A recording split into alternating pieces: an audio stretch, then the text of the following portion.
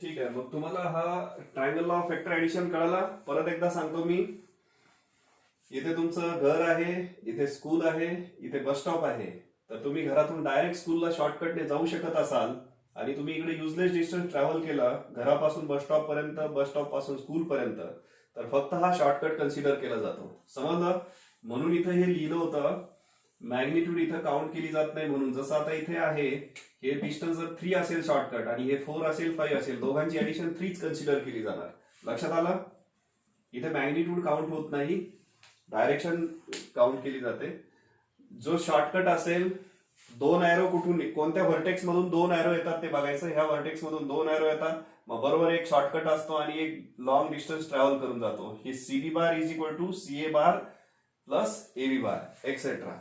आणि जेव्हा तीनही कुठूनही सुरुवात होत असेल, गोल गोल फिरत असेल, तर आउटपुट त्याचं 0 बार लिहायचं आणि असं त्याच्यानंतर एक ट्रान्सपोज केलं तर निगेटिव्ह साईन येतं. आता हाच लॉ जर पुढे एक्सटेंड केला तर आपल्याला polygonal law of vector addition मिळतो. बघा इकडे खाली नाव टाका, polygonal law of vector addition.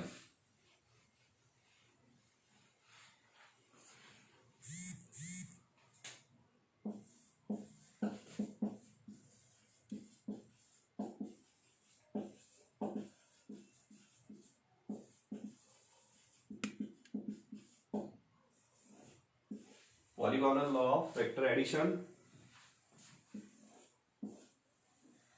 इथे समजा मी एक पॉलिगॉन काढला,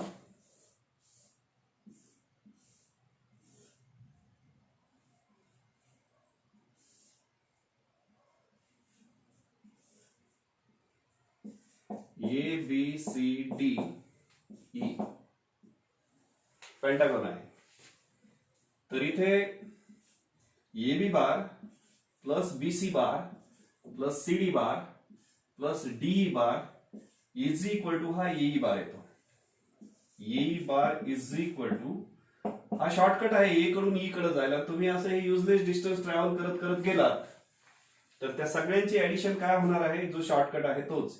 ए bar is equal to A B bar plus B C bar plus C D bar plus D bar. आता हे असं का होतं बघा इकडे. आपण हे सॉल्व्ह करत करत जाऊ. फायनली बघा, मी इथे जर इथे वेगळं सॉल्व्ह करून दाखवतो.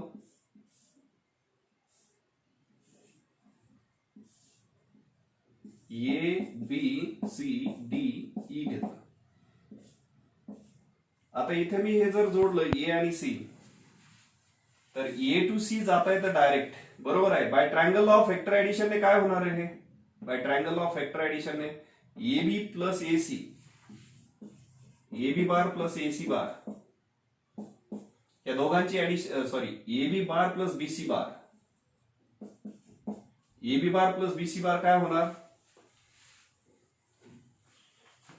हा काय होणार ए सी बार. बरोबर. या दोघांची ऍडिशन काय होते, ए सी बार. प्लस आता सीडी बार आहे. आता फक्त हे सीडी बार, हा ए सी बार आला, हा सीडी बार घेतला. ए सी बार प्लस सीडी बार इथे परत जोडलं हे, तर ए सी बार प्लस सीडी बार, ए सी बार प्लस सीडी बार काय होतं ते, हा शॉर्टकट असा ईडी बार होतो की नाही, ईडी बार. आता खाली राहिला फक्त डी बार. या दोघांना हा ब्रॅकेट सॉल्व्ह केला, एसी बार मिळालं. परत आता हे एसी बार आणि हा सीडी बार, हा ब्रॅकेट सॉल्व्ह केला, ईडी बार मिळालं. आता ईडी बार आणि D bar triangle law of vector addition ने काय मिळतं फायनली, ह्या दोघांची ऍडिशन ए बार. समजलं का polygonal law of vector addition? Write down, write down.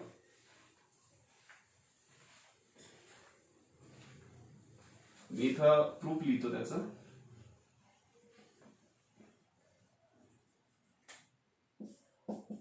RHS AB bar plus BC bar plus CD bar plus DE bar, या दोघांचा येतो AC bar plus CD bar plus DE bar. या दोघांची addition परत येते AC plus CD, ए ह्या दोघांची परत येते ED. Right on.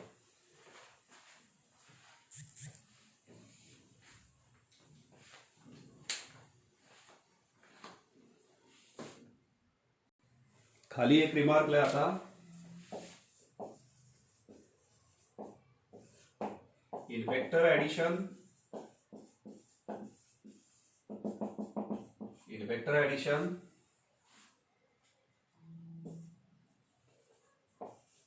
we consider only direction, not magnitude. In vector addition, we consider only direction, not magnitude.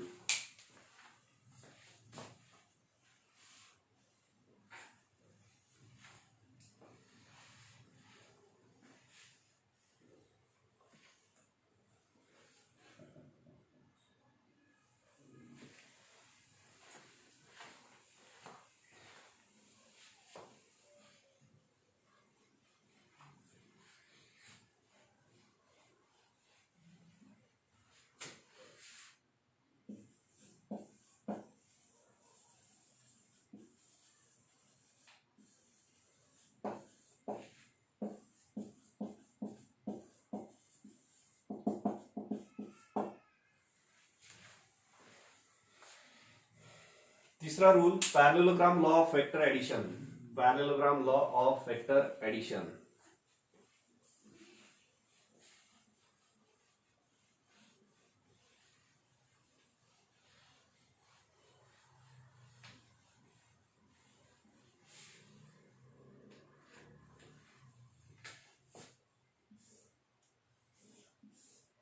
बघा, असा एखादा पॅरेललोग्राम असेल,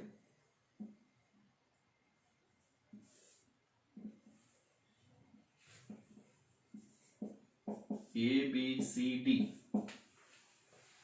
तर लक्षात ठेवा, नीट लक्षात घ्या, दोन ऍडजसंट साइड, ए व्हर्टेक्स जर घेतला तर त्याच्या दोन ऍडजसंट साइड काय आहेत, AB बार, आणि दोन ऍडजसंट साइडच्या along vectors, coinitial vector.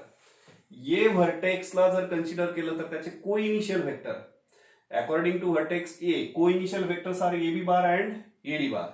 Now their addition is another co-initial vector along the diagonal, that is AB bar plus AD bar, AB bar plus AD bar. This is the addition of two adjacent vectors of vector of the vertex A. Its resultant vector is AC bar, which is along the diagonal of this parallelogram. बघा, similarly असं घ्यायचं, vertex A घेतला तुम्ही, त्याच्या adjacent साइडच्या along जे दोन vectors आहेत त्या दोघांची ऍडिशन, तिथूनच कोइनिशियल जो व्हर्टेक्स जो डायगोनल जातो त्याच्या अलॉंग व्हेक्टर घ्यायचा. आता असंच घेतलं ABCD. पॅरेललोग्राम म्हणजे पॅरेललोग्राम मध्ये रेक्टँगल पण येतो आणि स्क्वेअर पण येतो. लक्षात आलं? रोम्बस पण येतो. All they are parallelograms, rectangle, square, rhombus and parallelogram itself, all they are parallelograms. कुठेही रूल लागू होतो.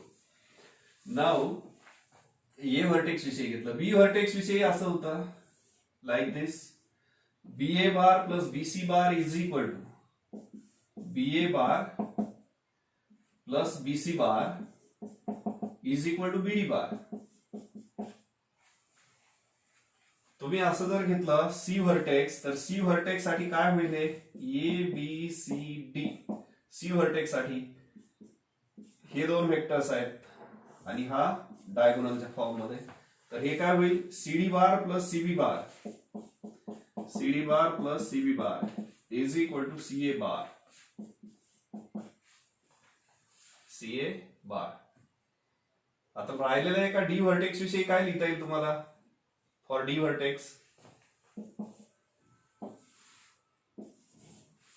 डी व्हर्टेक्स साठी सांगा, ती फिगर तुम्ही काढून.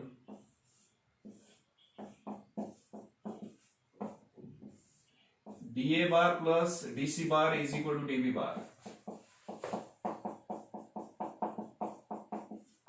आता हे प्रूव्ह करता येतं by triangle of vector addition. Prove प्रूफची गरज नाही, त्याला विचारला जात नाही प्रूफ, त्यातच वेळ घालवत नाही, फक्त एवढं लक्षात ठेवा. Parallelogram law of vector addition, write down.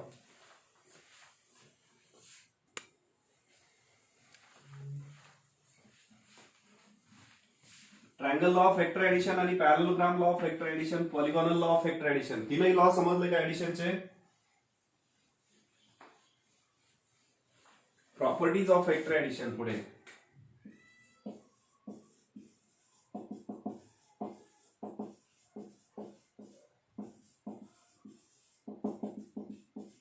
Properties of vector addition. A bar plus B bar is equal to B bar plus A bar, याला काय म्हणतो आपण? A bar plus B bar is equal to B bar plus A bar. Vector addition is commutative.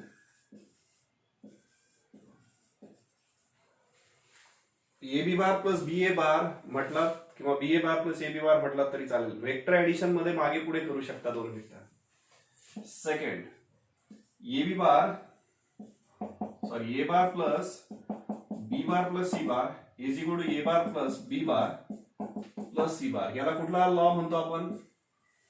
Bracket change करतो, associative law. Vector addition is associative. Vector addition is associative. त्याच्यानंतर 0 बार plus A बार, कोणत्याही vector बरोबर null वेक्टरची किंवा zero वेक्टरची addition केली, कम्युटेटिव्हली घेतलं इथे, तर तोच वेक्टर येतो इटसेल्फ. कोणत्याही वेक्टरची 0 बार बरोबरची ऍडिशन, तो वेक्टर येतो इटसेल्फ. समजलं? इथे लिहिलंय मी ह्या रूल नुसार कम्युटेटिव्ह लॉ, फायनली ते ए बारच येतं, राईट नाउ.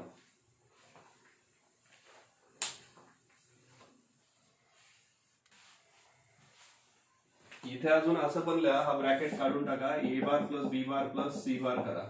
ब्रॅकेट काढून टाकला तरी चालतो. आणि इथे चौथा रूल अजून एक लिहा, ए बारची आणि त्याच्या निगेटिव्ह वेक्टरची ऍडिशन ऑलवेज 0 बार येते. कोणताही वेक्टर आणि त्याचा निगेटिव्ह वेक्टर यांची ऍडिशन ऑलवेज 0 बार येते.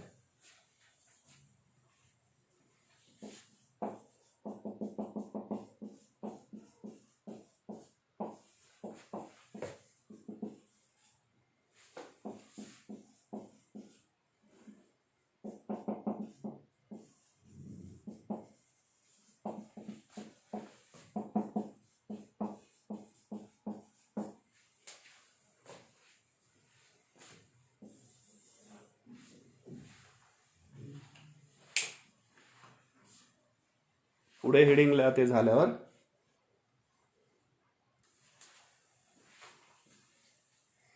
इथे बघा, मीटिंग संपायला किती वेळ आहे? 1 मिनिट वेळ आहे अजून. आता position vectors of a given vector, subtraction लगेच नका लिहू तिथे. Position vector of a given vector असं असेल समजा, with respect to some origin, आपण इथे ए पॉइंट घेतला, बी पॉइंट घेतला, सी पॉइंट वगैरे घेतला, तर इथे ओरिजिन बरोबर जर जोडलं तर या ए पॉइंटची पोझिशन अकॉर्डिंग टू ओरिजिन इथे आहे, बी ची इथे आहे, सी ची इथे आहे.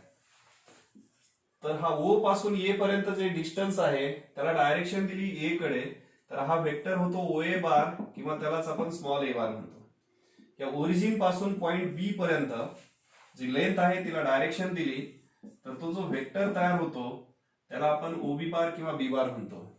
सी पर्यंत हा ओसी बार किंवा स्मॉल सी बार आहे. and A bar, B bar, C bar, all they are called as position vectors of points A, B, C. A bar, B bar, C bar, or OA bar, OB bar, OC bar are called as position vectors. Position vectors मी bracket मध्ये PVs म्हणतोय, पुढे आता मी फक्त word use dot असं abbreviation use करेल, PVs. Position vectors of points A, B आणि C. Right on.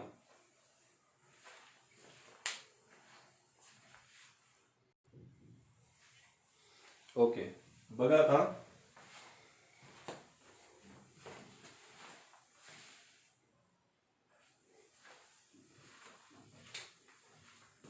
आता असं दिलेलं असेल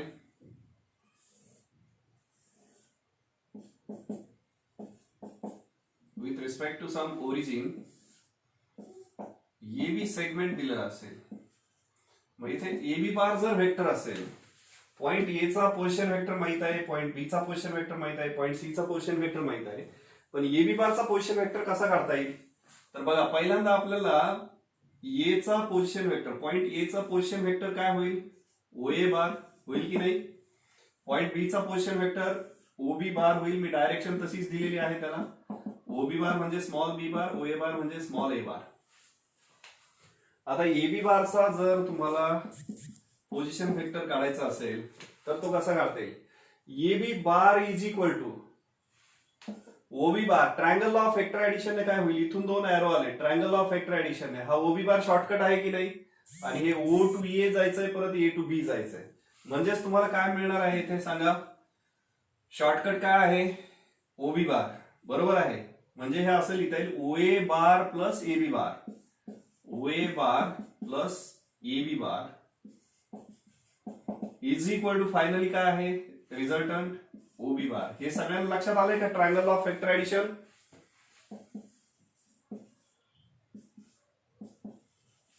बाय ट्रायंगल लॉ. आता ए बी बार असाच ठेवला इकडे, ओ बी बार ट्रान्सपोज केला, sorry O A bar transpose केला तर तो निगेटिव्ह होईल. आता A B bar is equal to O B bar म्हणजे स्मॉल बी बार आणि ओ ए बार म्हणजे स्मॉल ए बार. तर A B bar is equal to काय मिळालं? A B bar is equal to B bar minus A bar. A B bar is equal to B bar म्हणजे B चा position vector minus A point A चा position vector A बार.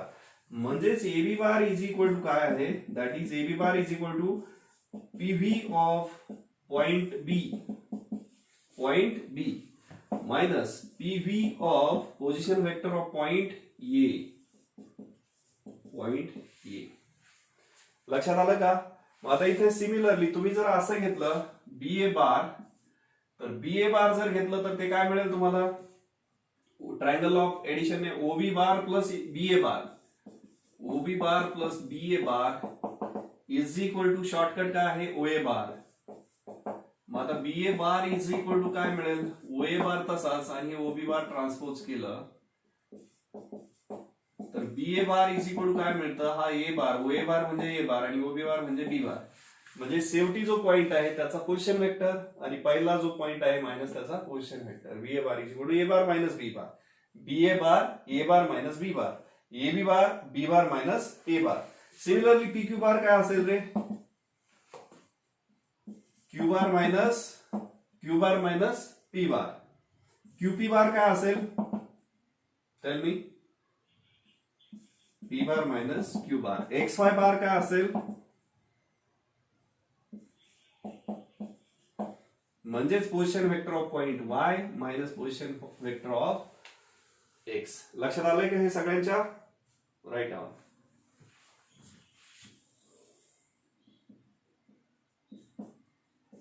तुम्ही असं लिहायचंय खाली position vector असं लिहा also. खाली ही फिगर काढा, हे लिहा, त्याच्यानंतर सिमिलरली हे लिहा, त्याच्यानंतर हे फॉर एक्झाम्पल अजून लिहा.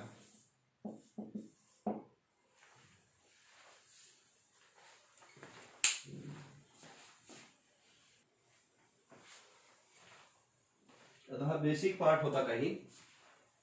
त्याच्या अगोदर एक कन्सेप्ट सांगू द्या मला. Linear combination of two vectors. खाली एक हेडिंग द्या, linear combination of two vectors.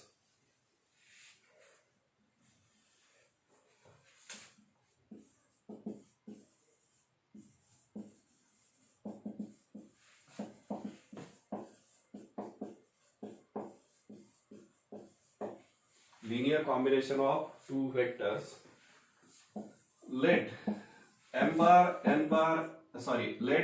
and x are the scalars and A bar, B bar, C bar are vectors, then their linear combination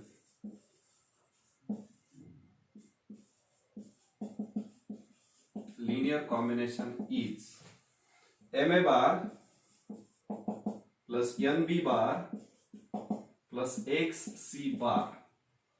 त्यांचं हे लिनियर कॉम्बिनेशन झालं. फक्त M आणि N scalars असतील, A बार आणि B बार vectors असतील, तर MA बार plus NB बार हे झालं त्यांचं लिनियर कॉम्बिनेशन. लिनियर म्हणजे लाईन मध्ये आणि कॉम्बिनेशन म्हणजे काय करायचं, कंबाईन करायचं ते वेक्टर्स. लक्षात आलं. लिनियर म्हणजे मग ते वेक्टर कसे असतील, एकाच लाईनवर असतील दोन वेक्टर, समजा ए बार आणि बी बार, किंवा पॅरलल लाईन्सवर असतील, कोलिनियर असतील ते वेक्टर, तर त्यांचं लिनियर कॉम्बिनेशन घेता येतं. म्हणजे कसं, समजा याला कुठल्या तरी स्केलरने मल्टिप्लाय केलं, याला कुठल्या तरी स्केलरने मल्टिप्लाय केलं, त्यांचे ऍडिशन घेता येते आपल्याला. That is called as linear combination of vectors. समजलं का सगळ्यांना लिनियर कॉम्बिनेशन काय आहे? दोन असतील, तीन असतील स्केलर्स आणि वेक्टर्स, फक्त हे स्केलर्स मात्र कसे पाहिजेत, नॉन झिरो पाहिजेत.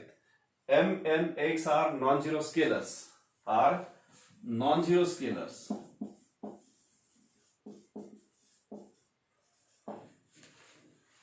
Right down.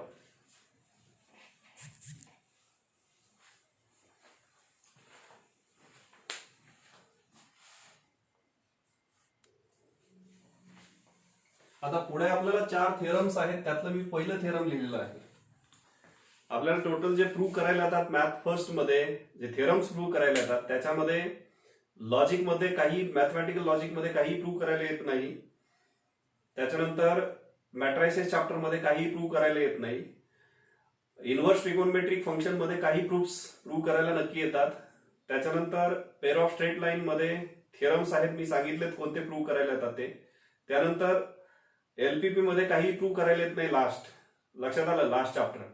त्याच्यानंतर आता जे वेक्टर्स आहेत, वेक्टर्स आणि पुढचा चॅप्टर जो आहे 3D लाईन प्लेन, तर हे वेक्टर्स 3D लाईन प्लेन म्हणजे वेक्टर ऍक्च्युअली एकच युनिट आहे हे सगळं, फक्त त्याचे 2 चॅप्टर दिलेत तुम्हाला, आणि ऍक्च्युअली एकच चॅप्टर आहे, लास्ट चॅप्टर म्हटलं तरी चालेल, कारण वेक्टर आणि 3D लाईन प्लेन सगळं एकत्रच आहे, फक्त 2 पार्ट केलेत त्याचे. तर याच्यामधली सगळी थिअरी जी आहे ती प्रूव्ह करायला येते. त्यातले पहिले 4 थेरम आहेत. पहिला एक्सरसाइज सॉल्व्ह करायच्या अगोदर 4 थेरम्स आहेत, त्यातल्या पहिल्या थेरमचा प्रूफ बघतोय आपण. ह्या 4 थेरम पैकी कुठलंही थेरम प्रूव्ह करायला परीक्षेला येऊ शकतं, लक्षात ठेवा. नीट बघा प्रूफ. तो थेरॉटिकली खूप मोठा प्रूफ दिसतो पण खूप सोपा आहे. थेरॉटिकल नॉलेज व्यवस्थित पाहिजे, कन्सेप्ट ह्या क्लिअर कट माहित पाहिजेत. आता याच्या अगोदर मला एक सांगा, हे असं जर असेल A bar is equal to M B bar, हे मी काल काय सांगितलंय तुम्हाला, हे असं जर असेल, एक वेक्टर दुसऱ्याचा स्केलर मल्टिपल असेल, एक वेक्टर दुसऱ्या वेक्टरचा स्केलर मल्टिपल असेल, एक वेक्टर दुसऱ्या वेक्टरचा स्केलर मल्टिपल असेल, तर ती कंडिशन काय म्हणतो आपण त्याला, कंडिशन ऑफ, हे 2 वेक्टर कसे असतात असं असेल तर कोलिनियर असतात, लक्षात ठेवा, collinear. This is the condition of collinearity. 2 vector आहेत बघा असे, मग इथे असंही मल्टिप्लाय असेल तरी चालेल, कारण इथे काहीच नाही म्हणजे 1 आहे. मग या एन ची व्हॅल्यू निगेटिव्ह असेल तरी चालेल, एम ची व्हॅल्यू निगेटिव्ह असेल तरी चालेल. फक्त 2 वेक्टर्स इक्वल लिहिलेत आणि एकाला काहीतरी नंबर काय आहे, मल्टिपल आहे. This is the condition of collinearity. This indicates that A bar and B bar are in the same direction or may be in opposite direction, but they are collinear. Collinear vector कशाला म्हणतो आपण, parallel लाईनवर किंवा same लाईनवर असतात, irrespective of their direction. तिथे direction matter करते का, त्यांची डायरेक्शन मॅटर करते का, नाही, कशी डायरेक्शन असू शकते. म्हणजे फक्त हे याचं मिनिंग काय होतं की ए बार आणि बी बार कोलिनियर आहेत, म्हणजे एकमेकांना पॅरलल आहेत, त्यांची डायरेक्शन किंवा मॅग्निट्यूड काही असू शकते. समजलं. तर ती कन्सेप्ट इथे यूज करायची. आता थिअरम काय आहे, त्यातलं पहिलं थिअरम हे बघा, 2 non zero vectors A bar and B bar are collinear.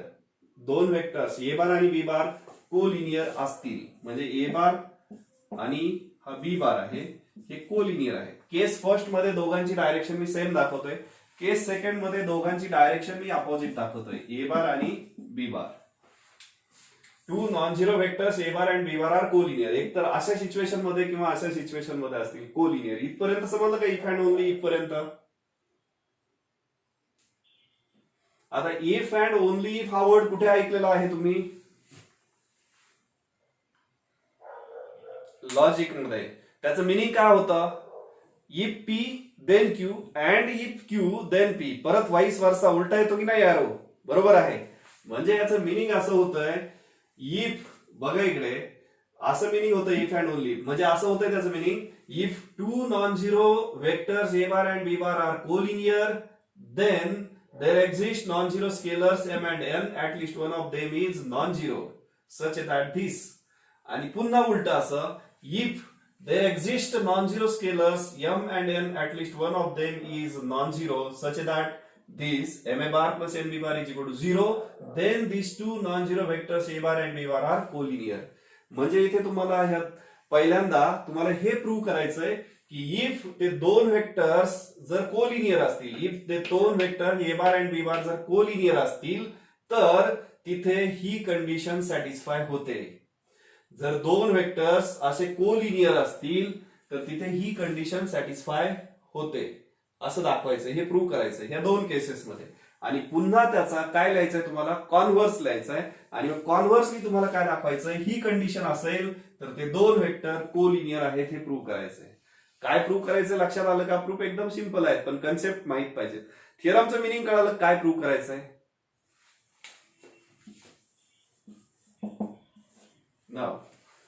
मुलांना परीक्षेला लिहिता येत नाही, खूप सोपं आहे पण लिहिता येत नाही. आता ह्या दोन केसेस घेतल्या. मला आता पहिल्यांदा एवढंच प्रूव्ह करायचंय की दोन वेक्टर्स ए बार आणि बी बार जर कोलिनियर असतील तर ही कंडिशन येणार आहे.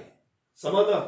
मग केस फर्स्ट मध्ये दोघांची डायरेक्शन सेम असेल, केस सेकंड मध्ये मे बी दोघांची डायरेक्शन अपोजिट असेल. या दोन्ही केसेस मध्ये ते कोलिनियर आहेत, तर ते कोलिनियर असतील तर ही कंडिशन आली. ठीक आहे. आता अजून एक कंडिशन बघितली आपण. कुठल्याही वेक्टरच्या अलॉंग, कुठलाही एक वेक्टर असेल त्याच्या अलॉंग जर तुम्हाला एक युनिट वेक्टर घ्यायचा असेल तर तो कसा घेता तुम्ही युनिट वेक्टर? काल मी क्वेश्चन विचारला होता तुम्हाला. तो वेक्टर अपॉन त्याची magnitude, isn't it?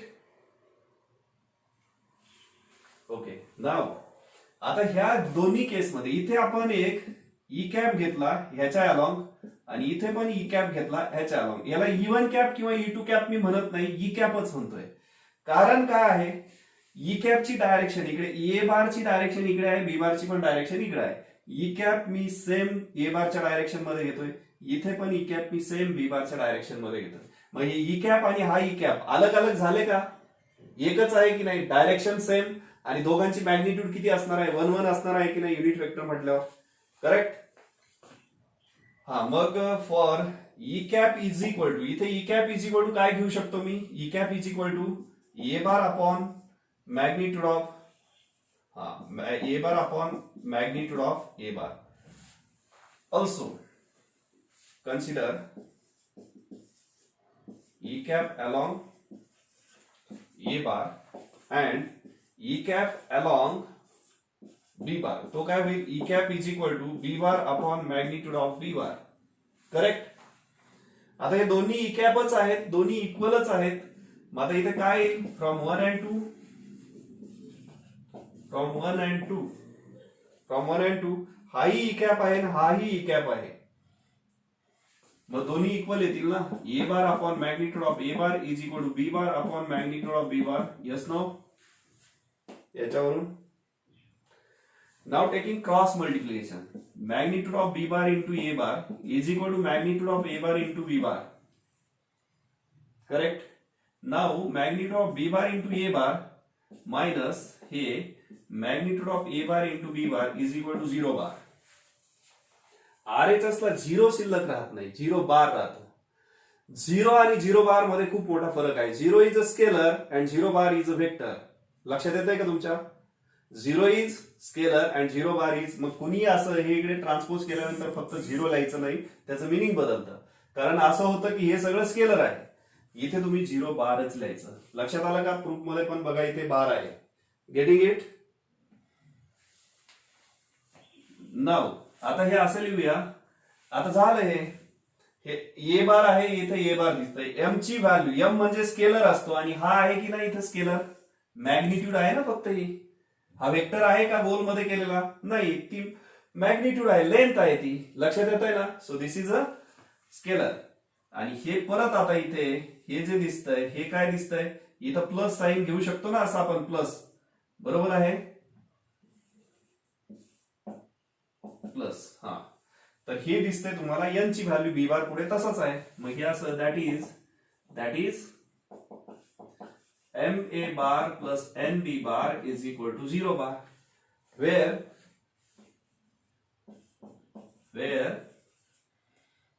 b bar, magnitude of b bar is equal to m and minus negative magnitude of a bar is equal to n put केला.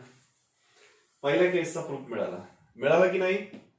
म्हणजे दोन वेक्टर कोलिनियर असतील लाईक दिस आणि सेम डायरेक्शन असेल तर तुम्ही त्यांच्या अलॉंग दोन युनिट वेक्टर्स घेतले, त्या युनिट वेक्टर्स बरोबर जे काही आलंय ते जर कम्पेअर केलं, क्रॉस मल्टिप्लिकेशन घेतला तर प्रूफ मिळतो. केस फर्स्ट. केस सेकंड मध्ये डायरेक्शन अपोजिट आहे. मग आता इथे ई कॅप घेतला एक ई कॅप, तर तो ई कॅप काय मिळेल, ए bar upon magnitude of A bar. आणि दुसरा ई कॅप काय मिळेल रे, दुसरा ई कॅप याची डायरेक्शन इकडे आहे, याची डायरेक्शन अपोजिट आहे. म्हणजेच काय होईल इथे B bar upon magnitude of B bar, पण इथे काय दाखवावं लागेल साइन, ह्या ई कॅपला साइन निगेटिव्ह दाखवावं लागेल, कारण दोघांची डायरेक्शन कशी आहे, अपोजिट आहे, बरोबर आहे. This minus sign indicates only opposite direction, nothing else. Are you getting it? Now E cap comparing both sides.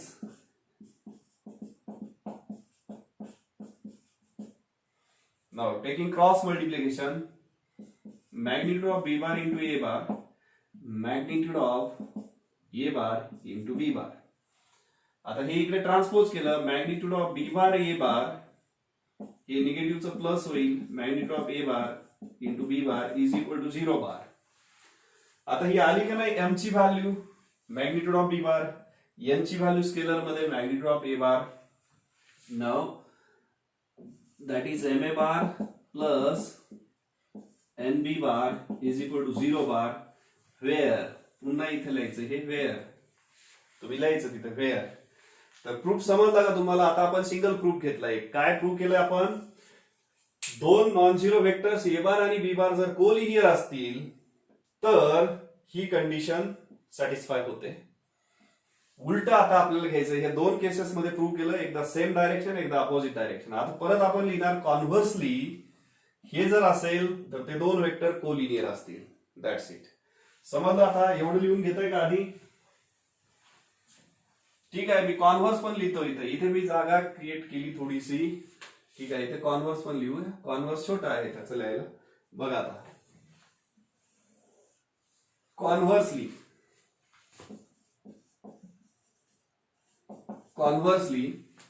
आता काय दाखवायचंय, हे इफ अँड ओनली इफ आहे म्हणून आपण कॉन्व्हर्स पण लिहितोय. लक्षात येतंय ना? लॉजिक मध्ये तुम्हाला त्या फ्रेझल व्हर्ब्स जे काही फ्रेज दिलेली आहे इफ अँड ओनली, त्याचं मिनिंग पूर्णतः माहित आहे. कॉन्व्हर्सली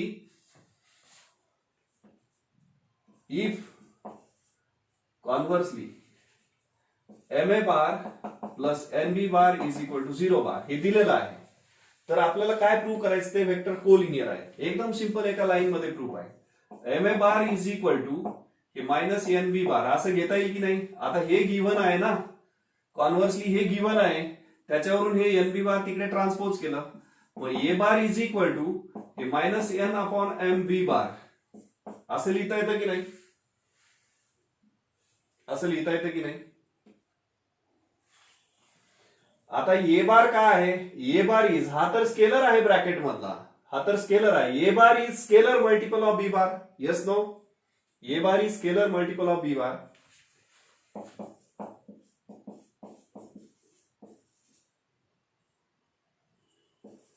किंवा हे लिहू नका, एकाच ओळीतल्या. This indicates that A bar and B bar असं असेल तर काय असतं रे, एक वेक्टर दुसऱ्याचा स्केलर मल्टिपल असेल तर काय असतं, ते दोन वेक्टर्स कोलिनियर. मग ही कंडिशन आहे ती घेतली, तिथे सिम्प्लिफाय केली दोन लाईन्स, त्याच्यावरून आपल्याला कंडिशन मिळाली, म्हणजेच ते non zero sorry excuse me, दोन vectors A bar and B bar are collinear. हा संपूर्ण प्रूफ आहे त्याचा. समजलाय का प्रूफ तुम्हाला? हे तुम्ही लिहायची गरज नाही. हे मी फक्त समजण्यासाठी काढलं होतं. हे गोल मध्ये केलंय ते काढायची गरज नाही. फक्त प्रूफ मध्ये केस फर्स्ट लिहा, केस फर्स्ट म्हणा, केस सेकंड म्हणा. केस फर्स्ट मध्ये हे लिहा, केस सेकंड मध्ये हे लिहा. इथे पण असं लिहा, E cap is a vector along A bar and B bar. Then आणि खाली कॉन्व्हर्स. एकदम शॉर्ट मध्ये प्रूफ दिलाय तुम्हाला. परीक्षेला आला तर हा 3 मार्कांना प्रूफ येतो लिहायला. व्यवस्थित लिहिता आला पाहिजे. जमेल ना? Write down.